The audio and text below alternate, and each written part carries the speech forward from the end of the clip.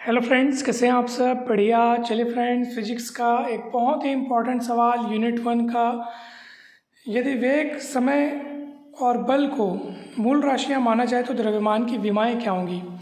पिछले क्लास में हमने विमीय विश्लेषण के अनेक सारे अनुप्रयोगों पर चर्चा की है, उसके अनेक सारे अनुप्रयोग समझे हुए, बहुत बढ़िया तरीके से आसान भाषा में हमने उन अनुप्रयोगों को समझा था। तो पिछले वीडियोस ज़रूर देखिएगा। और आज हम समझने जा रहे हैं एक ज़बरदस्त सवाल। इसके साथ साथ हम एक और सवाल समझेंगे और ये दोनों ही अक्सर परीक्षा में पूछे जाते हैं। दोस्तों, यहाँ पर अब भाई मूल राशियाँ तो 7 होती हैं, आप सभी को पता होगा।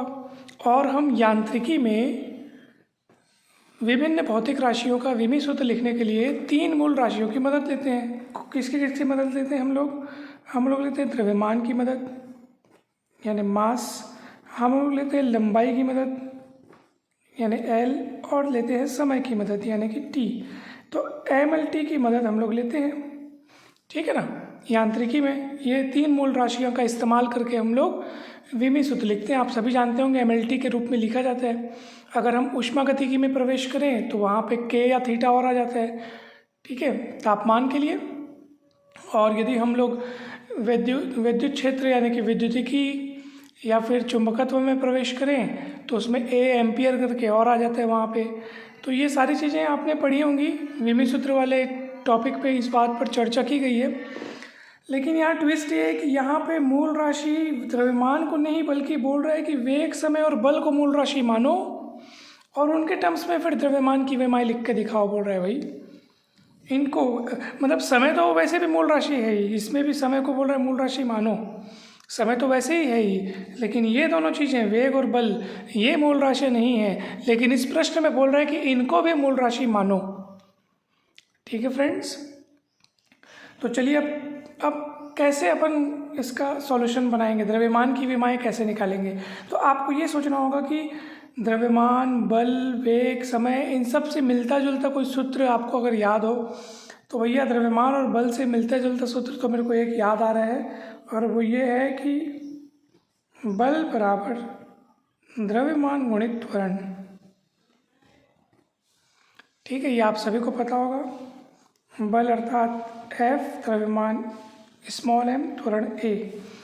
किंतु यहाँ पे वेग और समय नहीं आए, लेकिन अब आ जाएंगे, क्योंकि त्वरण की परिभाषा होती है वेग में परिवर्तन बटे समय अंतराल। ठीक है फ्रेंड्स, तो ध्यान से अब देखिएगा, हमको द्रव्यमान की विमाएं पता करनी है ना, द्रव्यमान की विमाएं पता करनी है। तो m को अकेला रखूँगा, बाकी चीज़ को मैं पलटाऊँगा। तो ये F, ये मैं लिख रहा हूँ m, और A त्वरण। त्वरण यानी क्या होता है? वेग में परिवर्तन, वेग में परिवर्तन बटे समय अंतराल।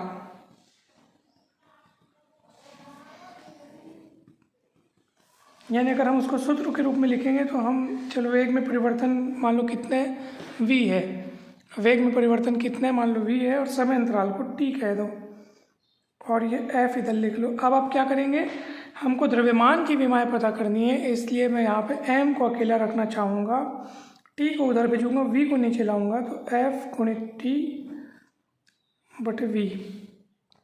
ठीक है फ्रेंड्स, अब द्रव्यमान एक तरफ अलग थलग हो गया, क्योंकि द्रव्यमान की विमाएं पता करनी है, और वो भी किन के टर्म में? वेग, समय और बल के पदों में।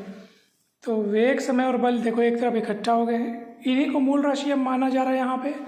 ठीक, चलिए v नीचे है तो v को ऊपर ले जा लीजिए, तो ये f, v ऊपर चले जाएगा तो v इनवर्स। ठीक है, और अब चूँकि अपन विमीय सूत्र के रूप में लिख रहे हैं, ठीक है, तो यहाँ पे मैं ऐसे लिख लेता हूँ, समय के लिए t लिखते हैं अपन। ठीक है, समय के लिए अपन t लिखते हैं। ठीक है, वेग को अपन स्मॉल v से यहाँ पे दर्शा रहे हैं, समय के लिए अपन वैसे भी t लिखते हैं। तो ये विमीय सूत्र तैयार हो गया, किसका? द्रव्यमान का। सोचिए, बल, समय और वेग के पदों में, यानी इनको मूल राशियाँ मानते हुए द्रव्यमान का विमीय सूत्र तैयार हो गया। दोस्तों, कितना सरल सवाल है बताओ। आपको एक सूत्र से शुरुआत करनी है जो इन राशियों से जुड़ा हुआ हो। तो अपन ये एक सूत्र लिखे, द्रव्यमान m, त्वरण A लिखे। अब त्वरण में आप देखो कि वेग और समय आता है, ज़रूर आता है, तो v/t लिखे। अब m को अपन ने अकेला इसलिए किया बिकॉज अपने को द्रव्यमान की विमाएँ पता करनी है। आप सभी को अच्छे से समझ में आ रहा होगा फ्रेंड्स ये, ठीक है। तो चलिए अब जल्दी से हम एक और क्वेश्चन पढ़ते हैं, ठीक है। सेकंड क्वेश्चन इसमें बोल रहा है कि यदि आवेश को मूल राशि माने तो धारा की विमाएँ क्या होंगी। यदि आवेश को मूल राशि माने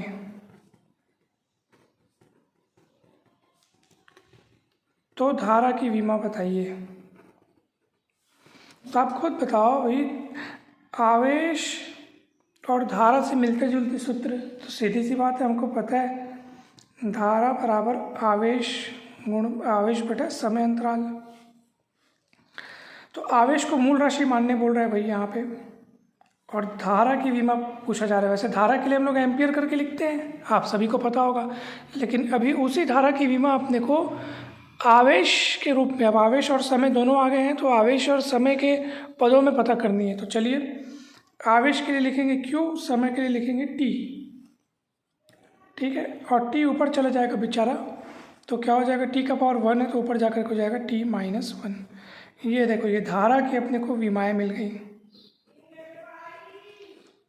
धारा का विमी सूत्र अपने को मिल गया दोस्तों। देखो वैसे धारा के लिए हम लोग एम्पियर सिंबल लिख करके ये लिखते हैं, आप सभी जानते होंगे, लेकिन यहाँ पे आवेश और समय के पदों में हमने इसको व्यक्त किया है, क्योंकि यहाँ पे बोल रहा है आवेश को मूल राशि माना जाए तो धारा की विमा क्या होगी। तो उसका आंसर आ चुका है Q T के पावर में -1, ठीक है। चलिए अब छोटा सा क्वेश्चन आपको होमवर्क के रूप में मैं देता हूँ, आप जल्दी से इसको बना करके मुझे कमेंट करके इसका उत्तर बताइएगा। इसमें बोल रहा है कि यदि ऊर्जा, ठीक है, ऊर्जा, वेग और समय को मूल राशि माने, इनको मूल राशि माने तो पृष्ठ तनाव का विमी सूत्र क्या होगा, आपको पूछा जा रहा है।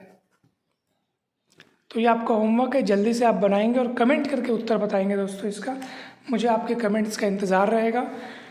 ये टॉपिक कैसा लगा, ये वीडियो कैसा लगा, कमेंट करके अवश्य बताइएगा दोस्तों। कहीं पर भी कोई भी डाउट हो, कुछ कन्फ्यूज़न हो तो बेझिझक बिंदास ज़रूर पूछिएगा दोस्तों।